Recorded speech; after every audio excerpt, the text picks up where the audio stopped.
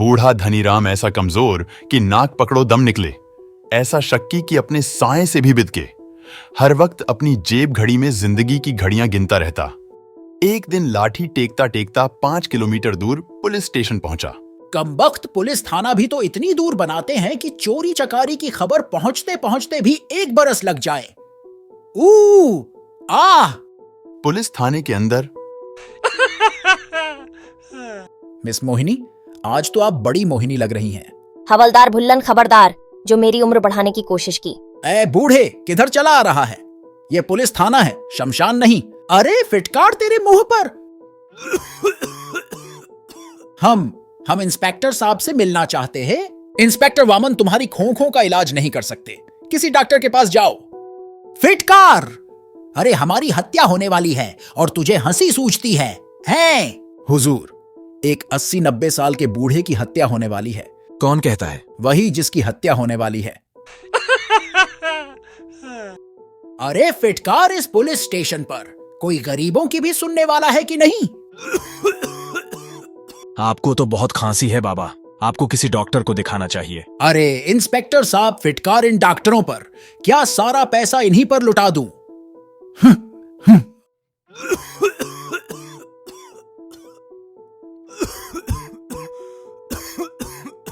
अरे हत्यारा मेरी हत्या कर ही डालेगा तो फिर डॉक्टर को दिखाने से फायदा? हाँ। कौन हत्यारा आपकी हत्या कर डालेगा? हाँ, कौन है वह? उसे पकड़कर यहां ले आओ, हम उसका मिजाज दुरुस्त कर देंगे। अरे फिटकार, यह दमादम लेने दे तो। एक एक नहीं, 3-3, हाँ 3-3 हत्यारे। क्या तीनों एक साथ मिलकर आपकी हत्या कर डालेंगे? क्यों नहीं हुजूर, एक हाथ पकड़ेगा, दूसरा पैर और तीसरा। अरे फिटकार, तेरे जैसे हवलदार पर। इंस्पेक्टर साहब, जब भी मैं अपनी तिजोरी खोलता हूं, मुझे अपनी खिड़की के शीशे पर एक आदमी का चेहरा दिखाई देता है। ओह, जब आपको पैसा लुटाना ही नहीं तो आप तिजोरी खोलते क्यों हैं नानू जी? रे नाबकार, अगर मुझे फिर नानू जी कहा तो मार डालूंगा। हवलदार भुल्लन, तुम बाहर जाकर बैठो, कोई अंदर ना आने पाए। बाबा, आप शांत होकर जो कहना हो कहिए। लिख लो इंस्पेक्टर, वरना बाद में पछताओगे। एक हत्यारा है मेरा भतीजा राम गोपाल। राम गोपाल हमेशा मेरी तिजोरी पर नजर रखता है इंस्पेक्टर। क्यों ताऊ जी, फिर रुपया गिनेंगे? तुझसे मतलब? जा भाग यहां से।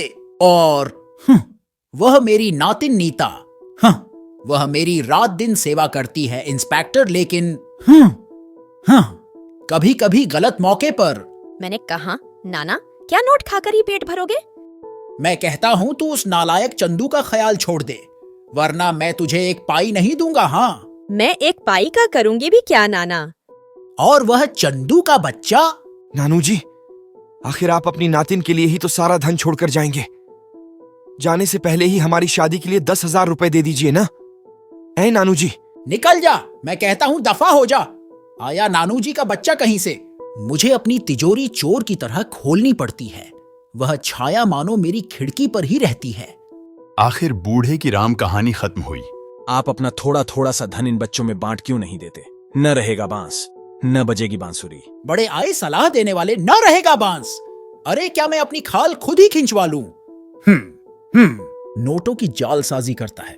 चल अंदर, इंस्पेक्टर वामन ही तेरी दिबरी टाइट करेंगे पाजी। यह देखिए हुजूर, इसने अपना अलग ही बैंक खोल लिया है, कंगाल बैंक ऑफ इंडिया, और ये रहे 100-100 के नोट, एकदम असली नोटों से मिलते जुलते। हुजूर, माई बाप, ये तो खिलौना नोट है जिन्हें एक बड़ी कंपनी सरेआम 5 रुपए सैकड़ा बेचती है। मैं 10 पैसे में एक देता हूँ। हवलदार भुल्लन, 10 पैसे फी नोट के हिसाब से इस आदमी के पैसे चुका दो और इसे छोड़ दो। हुजूर, फिर तो यह माला माल हो जाएगा। ये 1 लाख रुपए के नोट हैं। हुजूर 100 रुपए की बोहनी करा रहे हैं। हुजूर का इकबाल बुलंद हो। देखो बाबा, तुम्हारी जान सचमुच खतरे में है। अरे मेरे बाप, मैं अपनी नातिन का ब्याह देखे बिना मरना नहीं चाहता इंस्पेक्टर साहब। फिटकार, क्या 1,500 खर्च करने से भी जान नहीं बचेगी?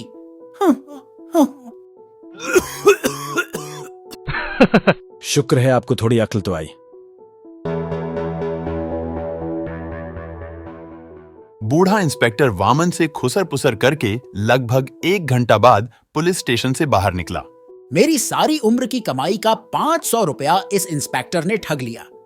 फिटकार, मैं 1000 रुपए साथ लेकर ही क्यों आया था भला? अब अगर मेरी हत्या हो गई तो इस इंस्पेक्टर से कौन 500 रुपए का हिसाब लेगा? बूढ़ा धनीराम डगमग डगमग 5 किलोमीटर पैदल चलकर वापस अपने घर के सामने पहुंचा। तब तक रात हो चुकी थी। मैंने तो अपने कमरे का ताला बंद किया था, उसकी बत्ती कैसे जल गई? नाना कहाँ गए थे? मेरी तो डर के मारे जान सूख गई। सारे घर में दिवाली तो मना रखी है, डर क्यों लगता तुझे चुड़ैल? मेरे कमरे की बत्ती कैसे जली? ताला किसने खोला? कमरे का ताला आपने लगाया ही कहाँ था नाना?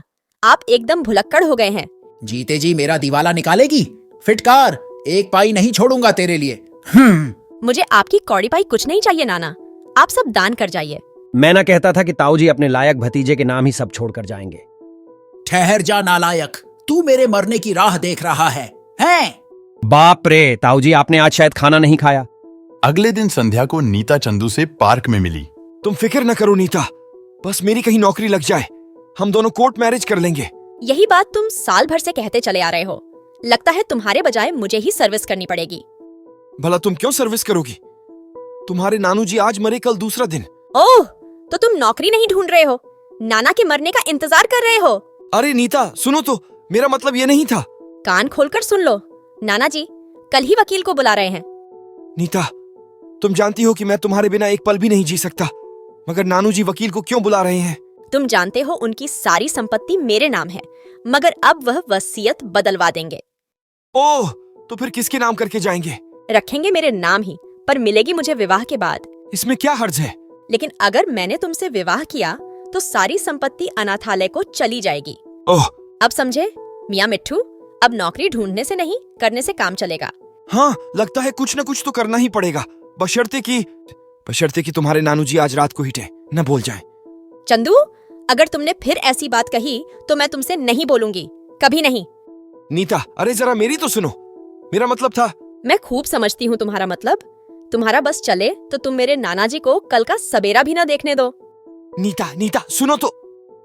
ओहो, कहाँ से आ रही हैं मिस साहिबा? तुमसे मतलब? रास्ता छोड़ दो रामगोपाल। हाँ भाई, क्यों ना हो, तुम्हारी तो पांचों घी में है और सिर कड़ाही में। मुझे नहीं चाहिए नाना जी की संपत्ति में से एक भी पैसा। मिलेगा तो तब जब चंदू से ब्याह न रचाओ। भाई इश्क हो तो ऐसा। तो नाना जी से कहो ना कि सब तुम्हारे नाम कर दें। अरे वो बुढ़ा खूंसट किसी के नाम नहीं करेगा, चोर डकैत ले जाएंगे सब। छुट्टी। ओह, आप कौन साहब हैं और यहाँ रात के 9 बजे क्या कर रहे हैं? मेरा ख्याल है सेठ धनीराम जी का फ्लैट इसी बिल्डिंग में है, मुझे उनसे मिलना है। मैं वकील हूँ। किस लिए मिलना चाहते हैं आप ताऊजी से? खेद है, अपने मुवक्किल के बारे में हम किसी को कुछ नहीं बता सकते। लो, हो गई तुम्हारी तो छुट्टी। ताऊजी आज रात को ही वसीयत बदलवा रहे हैं। मैं तो कहती हूँ सारा पैसा भी तिजोरी से निकालकर बैंक में रखवा दें तो अच्छा है। क्यों? तिजोरी में ही क्या बुरा है? बुरा तो है ही, पैसे के लोभ में आजकल लोग जान तक ले लेते हैं।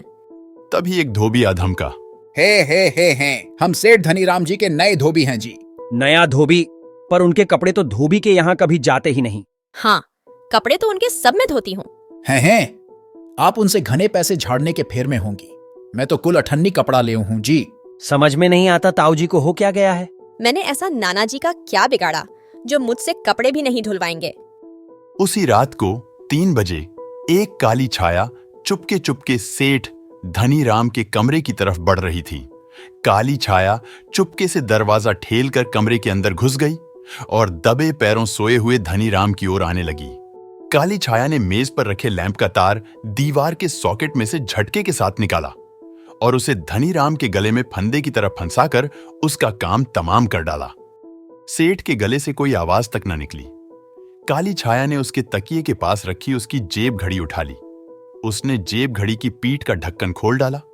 उसमें एक पर्चे पर एक नंबर लिखा रखा था। जरूर यही इस मक्खी चूस की तिजोरी के नंबरी ताले का नंबर है। काली छाया ने तिजोरी खोली और सेठ धनीराम के नोटों के सारे बंडल हथिया लिए। सुबह को नीता ने अपने नाना जी का कमरा खोला। खून! नाना जी का खून हो गया। हे भगवान, यह क्या हुआ? क्या हुआ नीता? खून खून कौन चिल्ला रहा था? क्या किसी का खून हो गया है? किसी ने रात को नाना जी का खून कर डाला। हे भगवान, पुलिस को फौरन फोन करना चाहिए। हाँ, फौरन करना चाहिए। क्या कहा? ओह, सेठ धनीराम का खून। वेल, कमरा बाहर से एकदम बंद रखना, कोई किसी चीज को ना छुए। हम आते हैं। हैं, जीप तैयार है हुजूर। तुम्ही में से किसी ने धनीराम का खून किया है।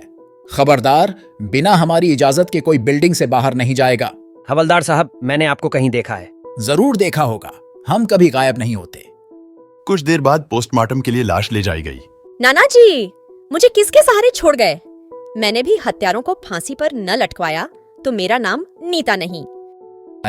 तुम में से नीता रानी कौन है? चलो इंस्पेक्टर साहब अंदर बुलाते हैं। मिस्टर चंदू, आपने इस हवलदार को पहले कभी देखा है? हाँ, देखा तो है, पर कहाँ, याद नहीं आता। मिस नीता, क्या आप बता सकती हैं कि इतने नृशंस तरीके से कौन आपके नाना जी की हत्या कर सकता है? कोई भी कर सकता है, चंदू, रामगोपाल या वह शीशे वाली छाया। किंतु वह शीशे वाली छाया भी तो किसी पुरुष या स्त्री की ही होगी, सुंदरी। मिस नीता, क्या आपने भी कभी उस छाया को देखा है? नहीं, सिर्फ नाना जी ही कहा करते थे। आपके पड़ोसियों में से आपके नाना जी के पास कौन कौन आता था? कोई भी नहीं, वह किसी से भी वास्ता नहीं रखते थे। तभी इंस्पेक्टर ने कमरे की एक मात्र खिड़की खोलकर बाहर झांका। वाह, यहाँ तो बंदर तक को खड़ा होने में दिक्कत होगी।